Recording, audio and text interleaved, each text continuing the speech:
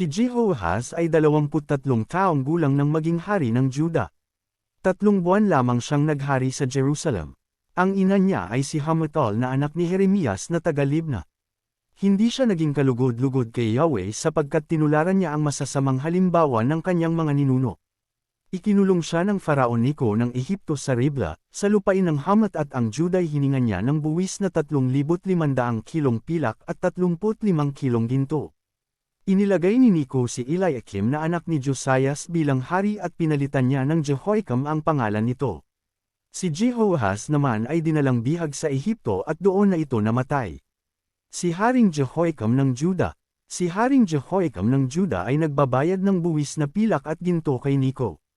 Kaya't pinatawan niya ng buwis ang buong bayan ayon sa makakaya ng bawat isa upang may maibigay siya kay Neco. Si Jehoiakim ay 25 taong gulang nang maghari sa Jerusalem at ito'y tumagal ng 11 taon. Ang kanyang ina ay si Zebeda na anak ni Pedaias na taga-Ruma. Tulad ng masamang halimbawa ng kanyang mga ninuno, ginawa rin niya ang mga bagay na hindi kalugod-lugod kay Yahweh. Sa panahon ng paghahari ni Jehoiakim, ang Juda ay sinakop ni Haring Nebuchadnezzar ng Babylonia. 3 taon siyang nagpasakop sa Babylonia at pagkatapos ay naghimagsik laban kay Nebuchadnezzar.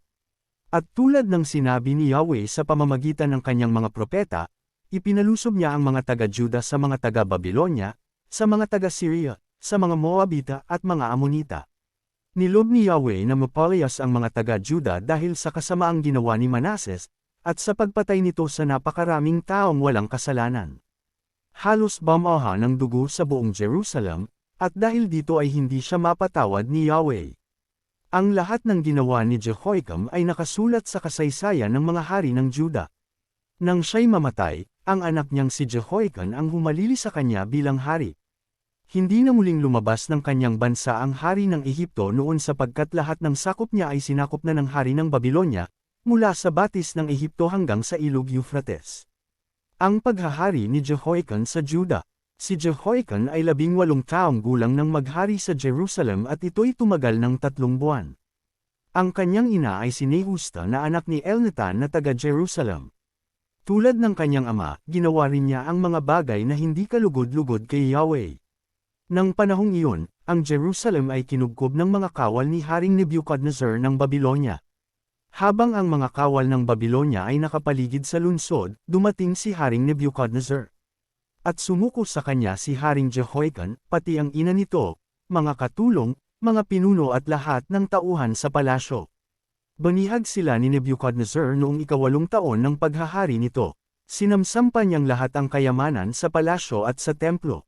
At tulad ng babala ni Yahweh, sinira ni Nebuchadnezzar ang mga kagamitang ginto na ipinagawa ni Solomon para sa templo. Dinala niyang bihag ang lahat ng taga-Jerusalem, ang mga pinuno, mga kawal, mga dalubhasa at mga panday. Lahat-lahat ay umabot sa 10,000. Wala silang itinira liban sa mga dukha.